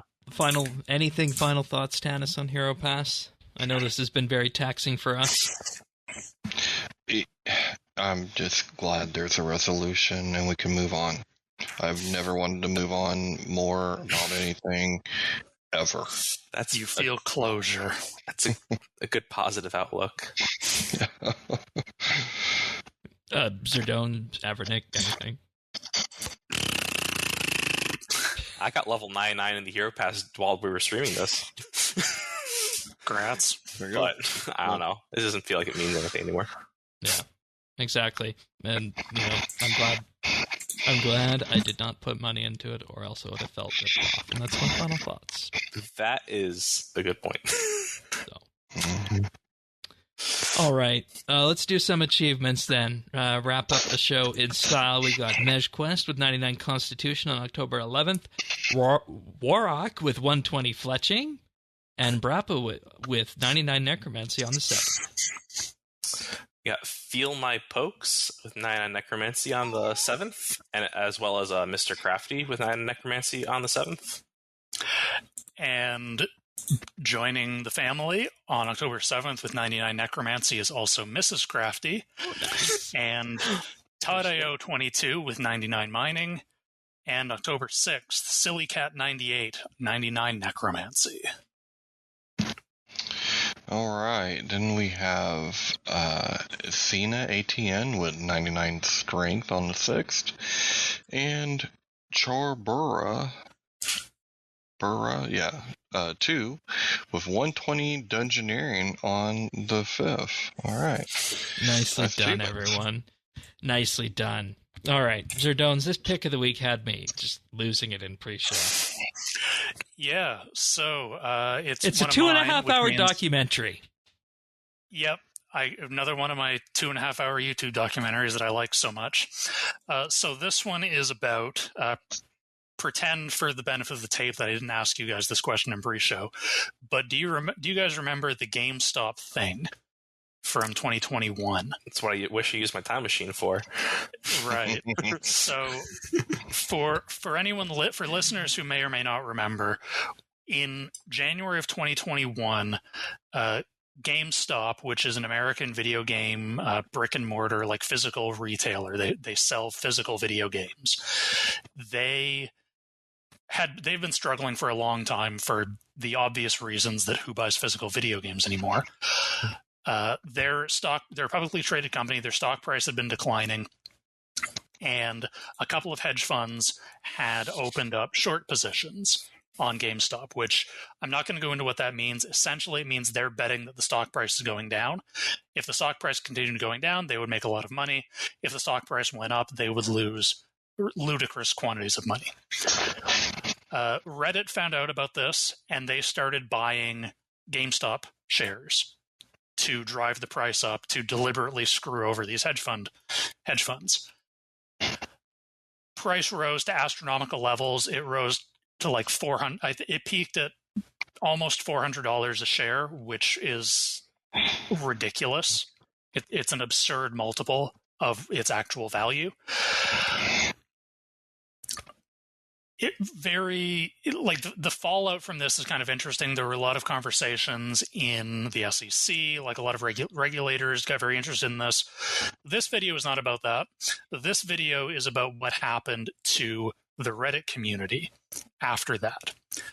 Because one of the realities of the GameStop problem was that when the dust settled, like the thing about the stock market is a zero-sum game. Yeah. Everyone who makes money in the stock market means that someone else lost money. And the reality is that most of the people who lost money were Redditors who came in on the tail end of the movement, bought in at a very high price when everything was deflating, and then the price dropped, and now they're just holding shares that are worth a fraction of what they paid for.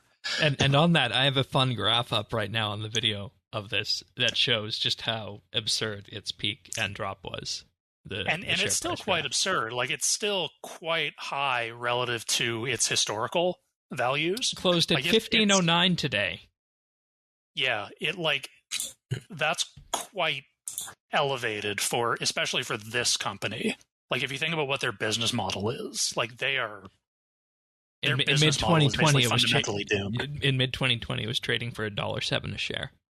Yeah, right. 15 times. Yeah, right.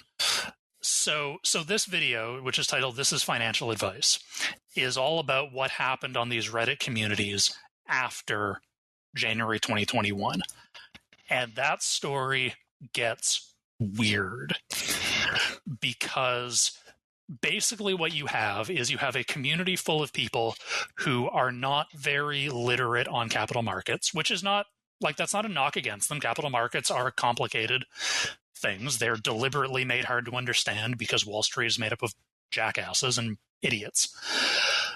But they don't have a lot of financial literacy, and they are stuck with these basically worthless investments. Their response has been to descend into absolutely wild conspiracy theories. Basically, they've turned into a financial apocalypse cult where their stated goal is to force the implosion of the global financial system via buying shares in GameStop, AMC Theaters, which is a theater chain in the United States, like you go to see the movies theater chain, and Bed Bath & Beyond, which is a brick-and-mortar retailer that sells home goods and also went bankrupt. Like they went bankrupt like last year. They just finished liquidating. Their share is worth 7.9 cents right now.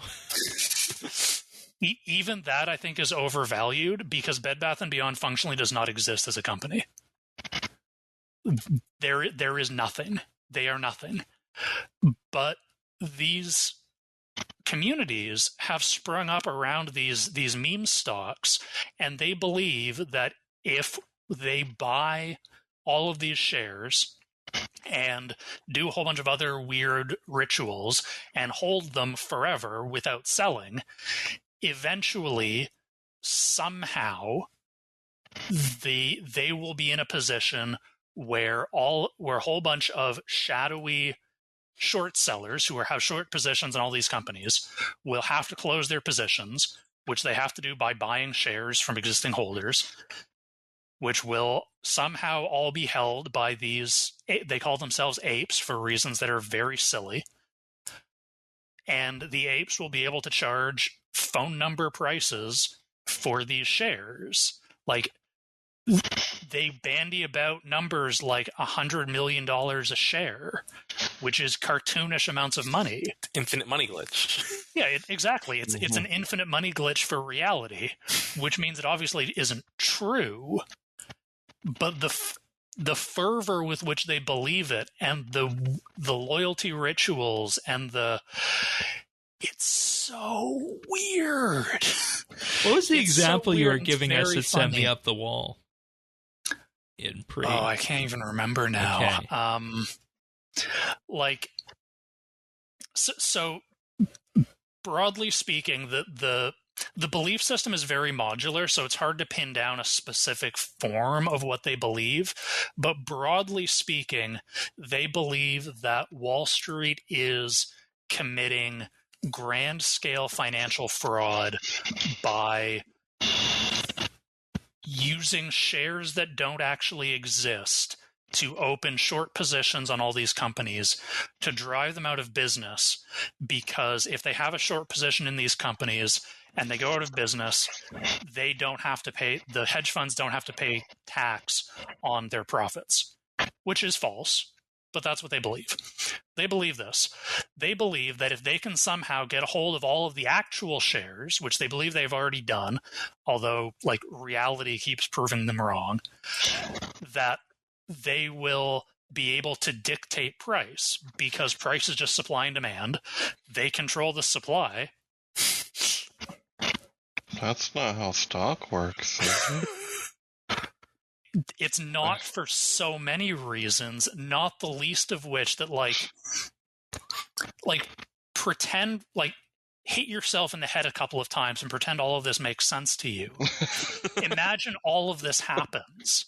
Like, you get to a point where the global economy is going to collapse unless these Redditors sell their stock for 9 figures per share. The government is going to do something, right?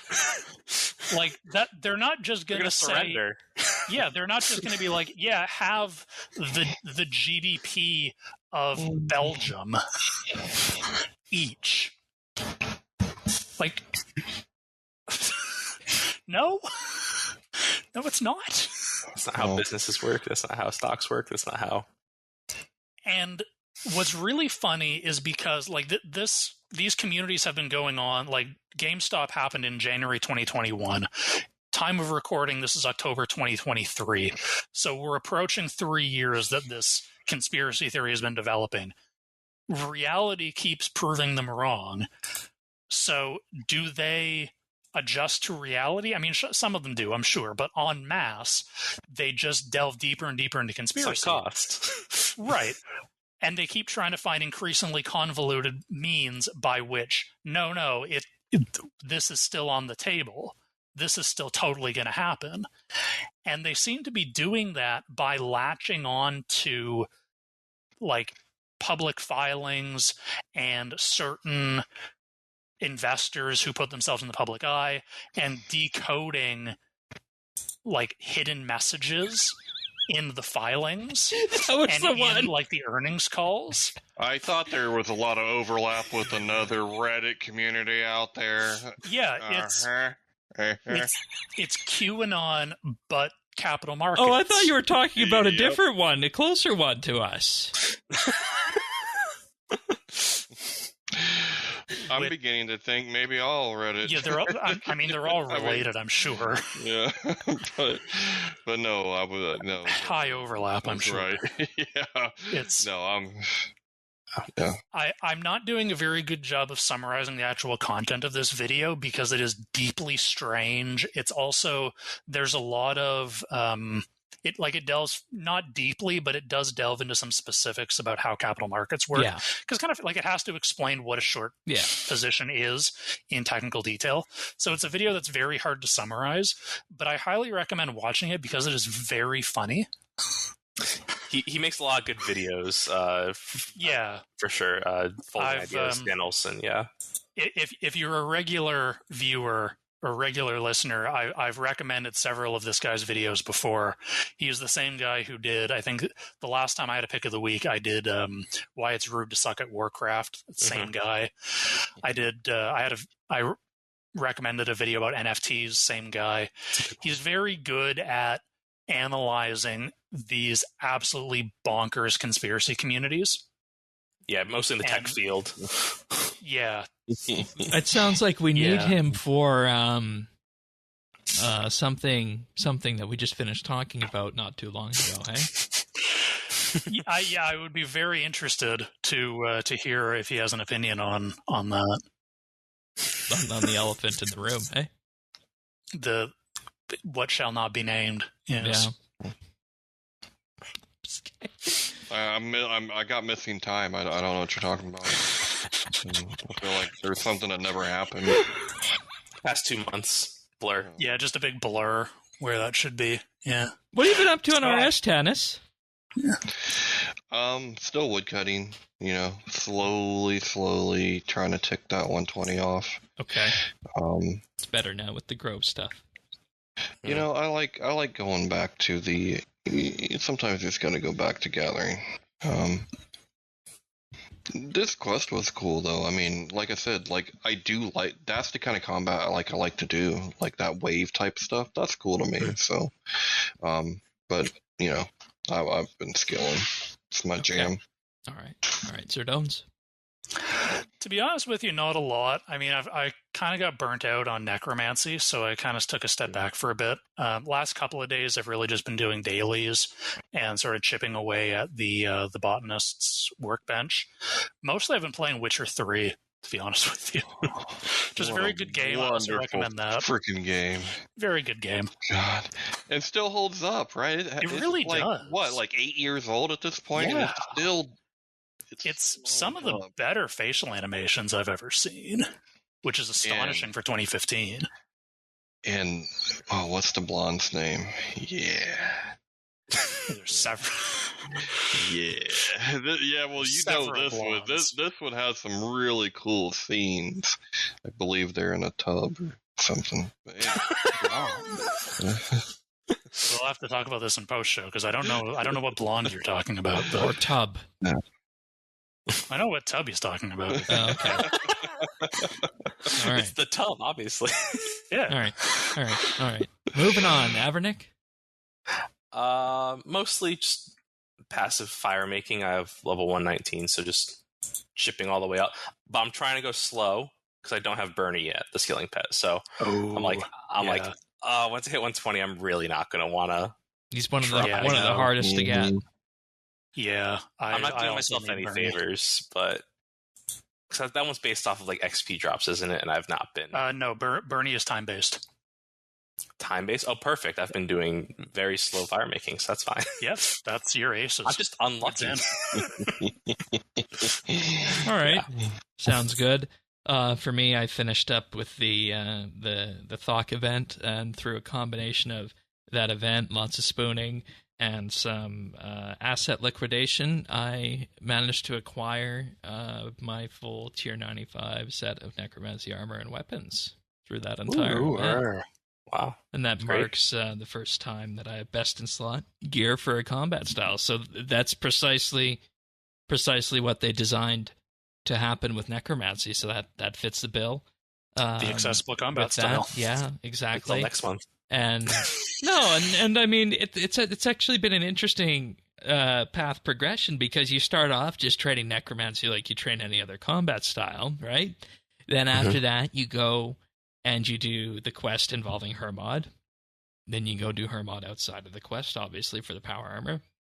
You encounter Raziel in the level 95 quest, kill him there, and then you kill Raziel and you hone that mechanic fight down after that, and you become, in effect, fully versed with the combat rotations of necromancy, allowing you to tailor that to whatever fight that you want. So it's actually been a really interesting path that they built with that, and I'm actually quite fond of how it's all turned out. It's a very clear progression path. Yeah, and I mean I see that definitely because I never classed myself as a high tier PVMer. I always put myself right in the middle, and it feels like even for me it helped me a ton. So nice. Yeah, and also just to stoke the fires of RNG, I got the Raziel pet at 392 kill count.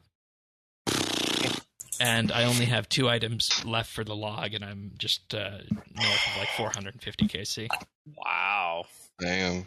Yeah. Now you're going to draft for 2,000. Illegal. Yeah, his luck is...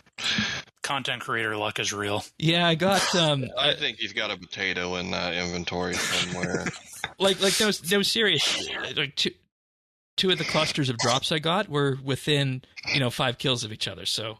I would get one and then go 5 kills, get the next one, and then next day did the exact same thing again. So I can't decide whether to tell you to buy a lottery ticket or never buy a lottery ticket ever. You're done. You're out. Either you are walking luck or you've used up all of your luck. All of your luck is only in RuneScape. I'm happy to have my luck in video games, if I'm being honest. In any case, that brings us to the end of this episode of Update. Remember to subscribe on your favorite podcast listeners out there. We're on Apple Podcasts, Google, Pocket Cast, Spotify, and more. Just visit update.show/subscribe.